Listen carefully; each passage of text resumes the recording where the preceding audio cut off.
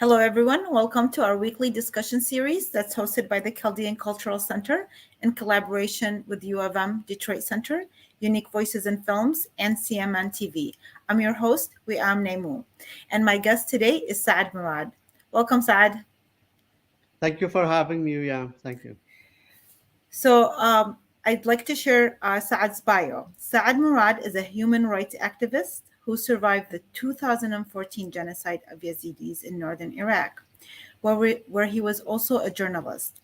He serves as a board member for Yazidi Cultural Center in Nebraska, as well as for Yazda, Global Yazidi Organization, which focuses on protecting ethnic minority communities in Iraq, Kurdistan Region, and Syria. Saad also has a bachelor's in nursing. Saad, this month we are honoring the various minorities groups in Iraq, and the Yazidis are a group of people that we mostly, unfortunately, learned about during what was taking place in 2014. But please share with us your childhood. Were you born in Iraq, and what was that upbringing like, so that we can learn more about your community? Yeah, thank you. My name is Saad Murad. I was born and raised in Sinjar region, the area in the northern of Iraq, and I finished my school in the Borg village in Sinjar district, and also after that I started my college degree in University of Dohuk. So my childhood, like every other minorities or Iraqis in general, was tough. So we were suffering from Saddam regime, and we were suffering from everything that include in the country. So the Iraq, it is like multi-diverse country, but also it is like not very bad for the minorities to live in. Yeah. So, but you were at that time. I mean, was the what was the population? What would you say the population was at that time? Like maybe 30 years ago or so, in comparison to now, at least. I mean, is there even a community? Is there Yeah, so the Yazidi population in Iraq were around 500,000, but many of them leave the country after 2014 because of the genocide that happened and because of the ICE attacks on Yazidis in Sinjar and other areas. So many people leave the country, including me and myself, and many of our relatives, and including the survivors and everyone. Yeah, that is so sad. So, as you know, a lot of the minority groups experience that, including the Chaldeans and the Assyrians. Mm-hmm. And I want to learn a little bit more. What are the Yazidis? What is the Yazidi identity? Let's learn a little bit about that, because I think that sometimes what happens because of the genocide, the focus becomes about, unfortunately, all that they went through, the atrocities they went through, which we should learn about. But then it doesn't allow us for the opportunity to learn more about that community as an identity and who they were before that, because it's an ancient group, it's an indigenous group of that region. Yeah, so Yazidis are ethnic religious minorities. They basically live in Iraq, but they are living in the other countries like Armenia, Russia, Georgia, and many of them living in Germany. And after 2014 genocide, many of Yazidis resettled in Canada, Australia, and even in Portugal, in Greece. So Yazidi distributed among other countries after 2014 genocide. So Yazidis believe in God and seven angels, and in our beliefs that the head of the angels called peacock angels or Tausi Malak in our language. So Yazidis, like any other peoples, they believe in God and they believe in humanity and they believe in uh, helping each other. They believe in the other religions and we respect everyone, regardless of their faith or religion or beliefs. And what would you say is the biggest misconception about Yazidi? So that's a good question. The biggest misconception about Yazidis, some of the neighbor communities or even other communities believe that Yazidis are devil worshipper or they are infidels, and they base it on these misconceptions. They have been targeted by ISIS and they have been chosen to uh, convert to Islam or being killed. So that's why Yazidis been targeted by extremist groups even before ISIS. Even in 2017, Al Qaeda attacked the two Yazidi villages and killed around 400 people by two trucks bombed in the area. So the Yazidis been targeted by many extremist groups, and that's why we should speak to everyone and say that this misconception about Yazidis is not correct. Yazidi believes in God, and they believe in humanity. They believe in the coherence and work and living with each others as a neighbors, as a friends. So, given the atrocities that happened to that community, especially with the genocide of 2014, what has been done? How is the healing process for that community to help it not only heal, their women, their families, everything that has been done to them? Mm. What is being done since then, and what is their status today, whether it's in that region or has the majority of the Yazidis have been forced to leave, or are a lot of them in the United States currently? Mm. So, unfortunately, not much done since August 3rd, 2014, genocide happened.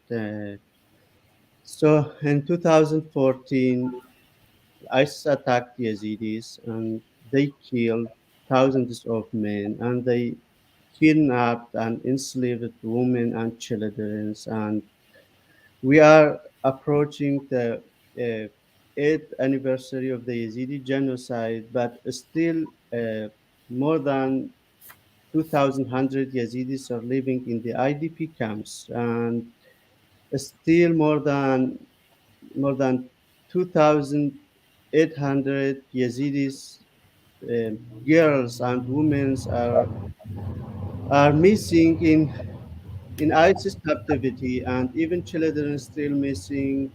So, and Yazidis distributed to the other countries, they displaced. So and Sinjar, the infrastructure is still destroyed, and they didn't rebuild the country. And you know, now there is like 48 mass graves in Sinjar, the Yazidi homeland, and they didn't even exhume them. So the situation is very bad, and we are approaching, to the eighth anniversary, but still Yazidi suffering. Half of the community still living in the IDP campus without basic needs, and they don't have anything for living, and also they are not able to return to their home in Sinjar because of the uh, political conflict in the area. So there is multi-military groups who are controlling the areas and that preventing Yazidis from returning back to their home. So, Saad, what can people do to help, and why isn't more being done for the Yazidis, given that all the things that they went through? That's a big number, 2,000. 200,000 people that are still in displaced camps. Does it seem to you and the community that, after the genocide in the beginning, there was so much information and there was so much media attention on it? Do you think that that has dwindled over time and they're a little bit forgotten, or why isn't there more help for them? Yeah, since 2014, we are working on doing advocacy and providing humanitarian services to the IDPs and to the community, to Yazidi communities who displaced. But unfortunately, not much done. Like many countries working and recognizing genocide, but the Yazidi problems is inside Iraq, and it is related to the Iraqi system in general. The Iraq has a broken system, so uh, they don't have Yazidis and even other minorities don't have right in Iraqi constitutions, and so the government is not taking care of the Yazidis. And when they wrote the Iraqi constitution in 2007, I guess, they put Yazidis and other minority areas in under Article 114, which is put them as a disputed area. So, and since then, it is area of conflict between the Kurdistan regional government and the Iraqi central government, and the no the uh, Kurdistan regional government are not providing the services and not making people to return to their homes, and also the Iraqi central government are not doing anything. So the countries like US and the UK, they provided many humanitarian projects in Sinjar and even in Nineveh Plain in other countries, and they provided uh, funding for them to rebuild themselves. But again, I say that the problem is inside Iraq, not outside. And so, if the Iraqi people, government, communities didn't come together and solve their problems, they won't be able to solve it outside of Iraq. That makes sense. Even with the refugee crisis and everything that has happened over the years, over the decades, to me, my observation is that unless things are implemented and taken care of within the people's birthland, Mm, this is not the answer for people always running away or being persecuted in their birthland. Because then look at the refugee crisis that we had over the years. So people are trying to find a place to call home when really their birthplace should provide that. So it has to be within. And you say that you're a uh, survivor, a genocide survivor. Were you in the area when ISIS attacked? Yeah, so when ISIS attacked Yazidi, I was in Dohuk City, and uh, I called my family. So they say that the ISIS is advancing and taking over the areas, and the Kurdish security forces is abandoning. Also, the Iraqi security forces abandoned Mosul before, and I asked them to take some food and to go to the mountain. So they took some food and water, and they walked to the Sinjar mountain. They stayed there for like 8 days, and then they worked for like uh, 40 hours from Sinjar Mountain to the Syrian border through the safe corridor that was opened at that time by some Yazidi fighters and Kurdish fighters with the support of the U.S. airplanes. So they passed through the corridors, and I met my family at that time in the Khanke, which is the area in the Duhok city. And I said, as I was a nurse and also working as a journalist. So At that time, when I saw my family were safe and they came to the safe area, I decided to go to the Sinjar mountain to help families who are displaced over the mountain. So I get some uh, medical supplies and medicine from health department in Dohuk, and then through one of the Iraqi helicopters, I went to Sinjar mountain, and at that time we put a tent over the mountain and put our medical supplies and medicines. The situation was tragic. People were suffering and dehydrated. The children were dying. The elder people who have a chronic disease were not able to work. There was no food, even no water. So we were. I was able to help people over the mountain, and then I trapped over the mountain. Was not able to return to the Duhok city because uh, the mountain was enclosed by ISIS fighters, and also people. All of the people were just over the mountain, and we were not able to go anywhere. And everyone was trapped over the mountain. I stayed over the mountain for like 20 days trying to help people at the same time, but I was not able to return to my family in Dohuk. I just said to my family, I will stay here. I won't be able to come back, and we will see what will happen. Then later, in day 20, the Iraqi helicopters came to the mountain again, and I was able to go to the airplane and came back to the dog cities. But thousands of people stayed over the mountain, and they were not able to go anywhere until they opened the safe corridor for them. So sad when you're saying this, and I'm imagining you get this phone call from family members, and then uh, Mhm. you step in to try to help, and then you go and see the tragic scene that you described. What are you feeling at that time? This is this is your birthland, and these are your people, and you're witnessing the destruction of an entire community. What feelings are going through you, or is it so, maybe, I don't know, chaotic, or are you even able to feel anything given that you have to just be in survival mode?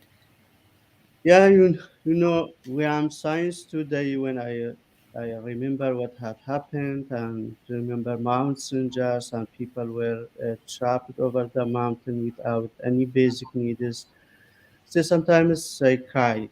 So it was very tough situation. It was tragic, but at the same time, I was feeling happy because we was able to help some people who was really need our help, who was really uh, uh, uh, trapped, and they wanted anyone to help them. But it is genocide, so it is tragedy. So we are still suffering from it, and still we are separated from our families, and we everyone, like my families went to like 4 countries, and some of them stayed in Iraq, and some went to Germany, and I came to United States. So And what are you doing? Tell us more about the Yazidi Cultural Center mhm. and Yazda. What are they doing here? Were they established after the genocide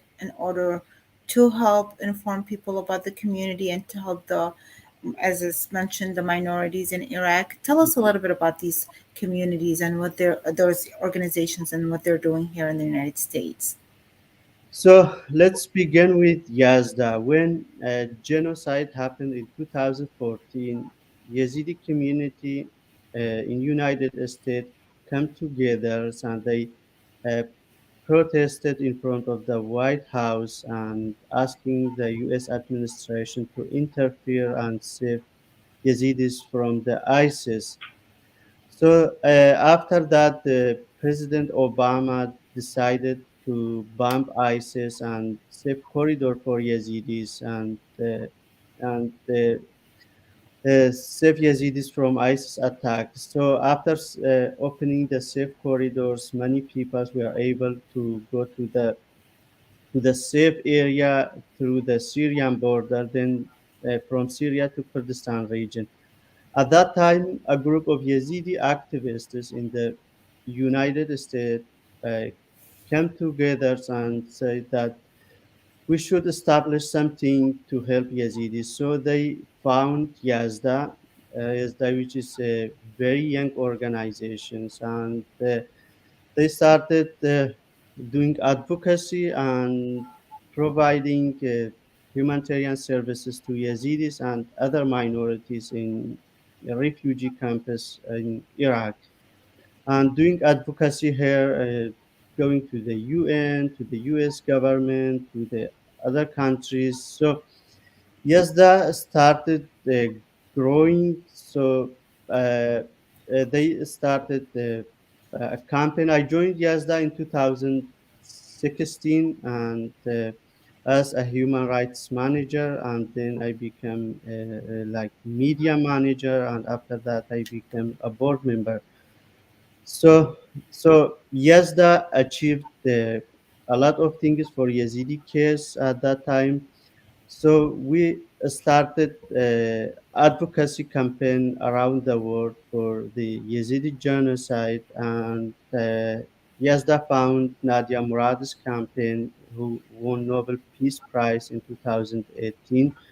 We managed Nadia's campaign until she won Nobel Peace Prize, and also through the Yazda advocacy, we were able to bring Amal Clooney to our team. She was an international lawyer and the wife of the actor George Clooney.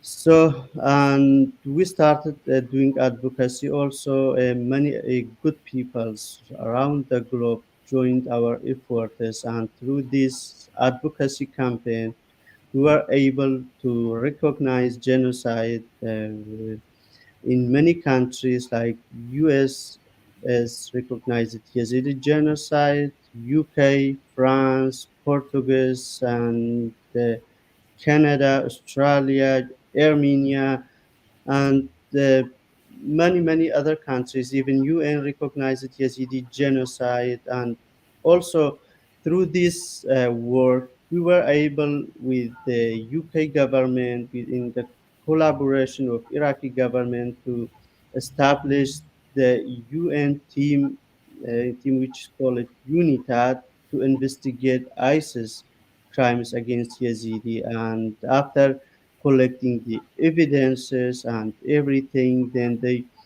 recognized it as what had happened to Yazidis as a genocide. Oh, well, you guys have done a lot of work in a short time. And for anybody that wants to check out the website, it's Yazda, Mm, YAZDA.org, correct? If yeah. people want to check out your work, and also maybe there's ways for them to contribute, it's Yazda. And the Yazda Cultural Center, so it's two different organizations. Are they both in Nebraska, based in Nebraska?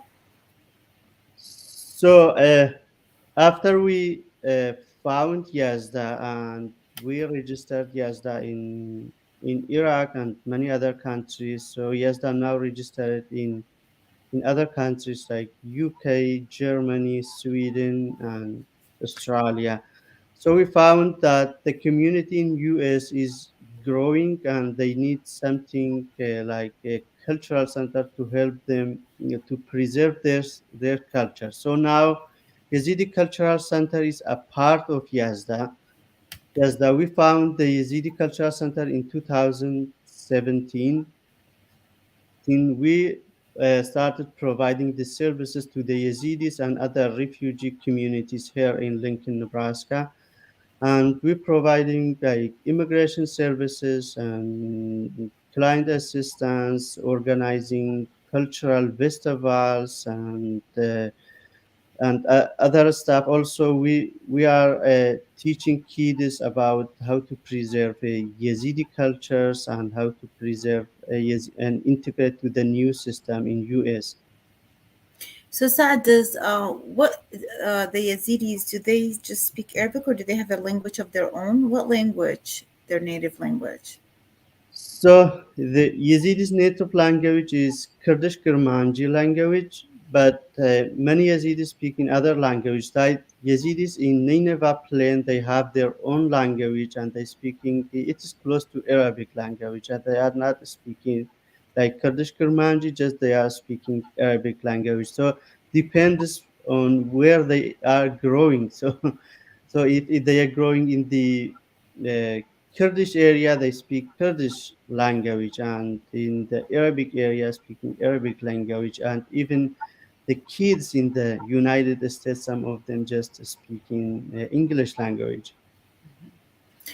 And have you had the chance to return to visit any of those areas since you came to the United States? Have you had any opportunity to visit there or no? Unfortunately, no.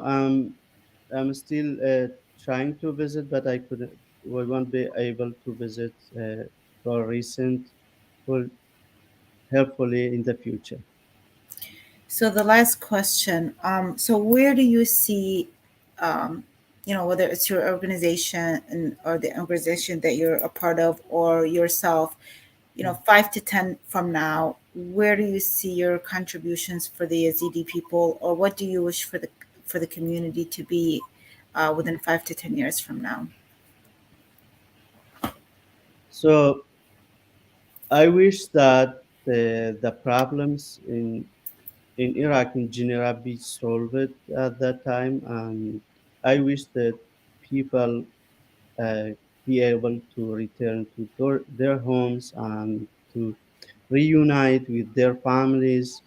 We are, as the organizations, we will keep doing our efforts to help Yazidis and other minorities in Iraq and do advocacy for them and be the voices for those people who are not able to go to anywhere. So we, as an organization, we are trying our best to help people, and now as we are providing many services to the Yazidis, and also we developed a new tools for advocacy through our project called Nobody's Listening, and it is a virtual reality. And when the people experience it, they go to singers among the mass graves and destroyed infrastructures, and then they will say, "We are listening and we will ready to help."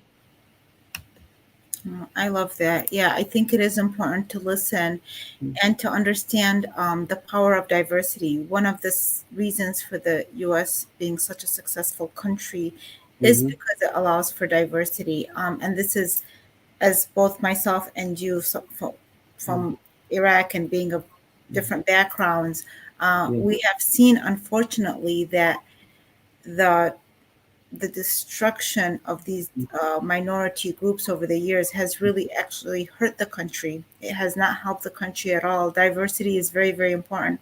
And so, if the country can find a way to make a safe haven for everybody, it will be benefit itself, not only the minority groups there, but it's also going to be a much richer country in many different ways. Yeah, yeah, I'm always saying that the Kildanian, Assyrians, Yazidis are the native Iraqis, like the Native American, and the Iraqi government and institutions should do everything to help them, to preserve them, to provide their rights. So, but unfortunately, things are not going that way.